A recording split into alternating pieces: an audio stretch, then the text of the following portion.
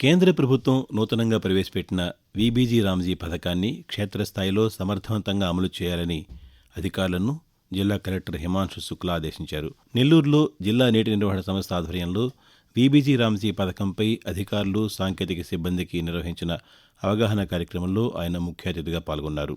ఈ సందర్భంగా కలెక్టర్ మాట్లాడుతూ గ్రామీణ ప్రజలకు పూర్తి స్థాయిలో ఈ పథకం అందేలా కృషి చేయాలన్నారు. కేంద్ర ప్రభుత్వం తీసుకొచ్చిన నూతన మార్పులకు అనుగుణంగా విధులను నిర్వర్తించాలన్నారు. సమాజంలో పలు రకాలుగా హింసకు గురైన మహిళలకు సఖీ కేంద్రాలు భరోసాగా నిలుస్తున్నాయని ఆంధ్రప్రదేశ్ రాష్ట్ర మహిళా commission chairperson doctor Rayapati Sailaja అన్నారు. జాతీయ మహిళా కమిషన్, రాష్ట్ర మహిళా కమిషన్ల సంయుక్త ఆధ్వర్యంలో నెల్లూరులో 14 జిల్లాల సఖీ వన్ స్టాప్ కేంద్రాల సిబ్బందికి నిర్వహించిన అవగాహన సదస్సులో ఆమె ముఖ్య అతిథిగా పాల్గొన్నారు. ఈ సందర్భంగా శైలజ మాట్లాడుతూ ఆపదలో ఉన్న మహిళలకు సఖీ కేంద్రాలు ఆశ్రయ కేంద్రాలుగా పనిచేస్తున్నాయని తెలిపారు.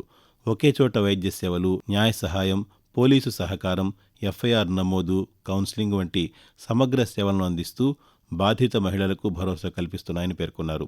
ఈ కేంద్రాలపై మహిళలకు మరింత అవగాహన కల్పించాలని ఆమె సూచించారు. రాష్ట్రంలో 300 కోట్ల రూపాయలతో ఘన వ్యర్థాల నిర్వహణ కేంద్రాలను ఏర్పాటు చేయనున్నట్టు పురపాలక, పట్టణాభివృద్ధి శాఖ మంత్రి పొంగూరు నారాయణ తెలిపారు. నెల్లూరు గ్రామీణ మండలం దొంతాలి గ్రామంలో ఏర్పాటు చేస్తున్న వేస్ట్ టు ఎనర్జీ ప్లాంట్ నిర్మాణ పనులను ఆయన అధికారులతో కలిసి పరిశీలించారు. అనంతరం మంత్రి విలేకరులతో మాట్లాడుతూ గత 2 ఏళ్లలో 130 లక్షల టన్నుల చెత్తను తొలగించామన్నారు. గుంటూరు, విశాఖలో వేస్ట్ టు ఎనర్జీ ప్లాంటుల్లో రోజుకి 2800 టన్నుల చెత్త ద్వారా విద్యుత్ ఉత్పత్తి జరుగుతోందన్నారు. రాష్ట్రాన్ని చెత్తరహితంగా తీర్చిదిద్దడమే తమ లక్ష్యమని మంత్రి పేర్కొన్నారు. ఆంధ్రప్రదేశ్ రాష్ట్ర పరిధిలో చేపల వేటకు ఇతర రాష్ట్రాలకు చెందిన బోట్లు రావడం చట్టవిరుద్ధమని, అక్రమంగా ప్రవేశించే బోట్లపై కఠిన చర్యలు తీసుకుంటామని జిల్లా కలెక్టర్ హిమాంశు శుక్లా స్పష్టం చేశారు. చేపల వేటకు సంబంధించిన వివాదాలను పరిష్కరించేందుకు నెల్లూరులో ఆంధ్రప్రదేశ్, తమిళనాడు అధికారుల అంతర్రాష్ట్ర కమిటీ సమావేశాన్ని నిర్వహించారు. ఈ సమావేశంలో తమిళనాడు, ఆంధ్రప్రదేశ్ రాష్ట్రాలకు చెందిన వివిధ శాఖల అధికారులు పాల్గొన్నారు. తమిళనాడు, పుదుచ్చేరి, ఆంధ్రప్రదేశ్ రాష్ట్రాల మత్స్యకారుల సమస్యలు, సముద్ర జలాల్లో అక్రమ ప్రవేశాల వల్ల కలుగుతున్న నష్టం తదితర అంశాలపై ఆంధ్రప్రదేశ్, తమిళనాడు రాష్ట్రాల ప్రతినిధులు సుదీర్ఘంగా చర్చించారు. రాష్ట్ర వ్యాప్తంగా 684 పురాతన ఆలయాలను 808 కోట్ల రూపాయలతో పూర్తి స్థాయిలో ఆధునీకరిస్తున్నామని దేవాదాయ శాఖ మంత్రి ఆనం రామనారాయణ రెడ్డి తెలిపారు.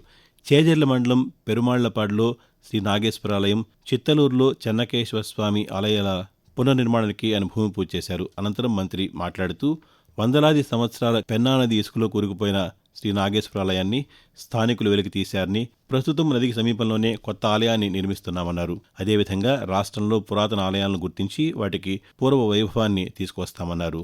వచ్చే ఏడాది జరగనున్న గోదావరి పుష్కరాలను దృష్టిలో ఉంచుకుని గోదావరి తీరం వెంబడి ఉన్న 52 ఆలయాల పునర్నిర్మాణం, మరమ్మతులు వేగంగా చేపడుతున్నామని మంత్రి వివరించారు. యోగాకు అంతర్జాతీయంగా ప్రాచుర్యం లభించేందుకు ప్రధానమంత్రి నరేంద్ర మోదీ చేసిన కృషే కారణమని భారత మాజీ ఉపరాష్ట్రపతి ఎం వెంకయ్యనాయుడు అన్నారు. వెంకటాచలంలోని స్వర్ణభారత్ ట్రస్ట్లోని స్వర్ణభారత్ విద్యామందిర్లో విద్యార్థులతో జరిగిన ముఖాముఖి సమావేశంలో ఆయన పాల్గొన్నారు. ఈ సందర్భంగా వెంకయ్యనాయుడు మాట్లాడుతూ ప్రధానమంత్రి నరేంద్ర మోదీ చొరవ వల్లే ఐక్యరాజ్య సమితి అంతర్జాతీయ యోగా దినోత్సవాన్ని ప్రకటించిందన్నారు. చిన్నతనం నుంచే యోగాను జీవితంలో ఒక అలవాటుగా మార్చుకోవాలని ఆయన విద్యార్థులకు సూచించారు.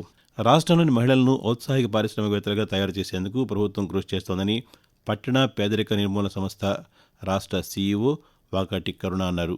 నెల్లూరులో డిఆర్డీఏ అధికారులు, సిబ్బందితో ఆమె సమీక్ష నిర్వహించారు. ఈ సందర్భంగా మాట్లాడుతూ స్వయం సహాయక సంఘాల్లోని పారిశ్రామికవేత్తలను గుర్తించి వారికి రుణాలు అందించేలా చూడాలని అధికారులను ఆదేశించారు. పర్యావరణ పరిరక్షణకు క్షేత్రస్థాయిలో అధికారులు మరింత చురుగ్గా వ్యవహరించాలని రాష్ట్ర కాలుష్య నియంత్రణ మండలి చైర్మన్ కృష్ణయ్య ఆదేశించారు. సాలిడ్ వేస్ట్ మేనేజ్మెంట్ నిబంధనలు 2026పై వివిధ శాఖల అధికారులకు నెల్లూరులో అవగాహన సదస్సు నిర్వహించారు.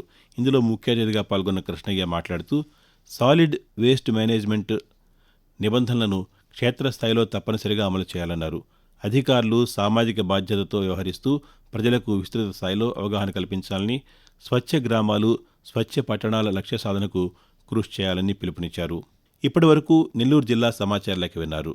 వచ్చే నెల సమాచార లేఖలో మళ్ళీ కలుద్దాం. రచన ఎస్ అమర్నారాయణ, వ్యాఖ్యానం పోపూరి మురళీకృష్ణ.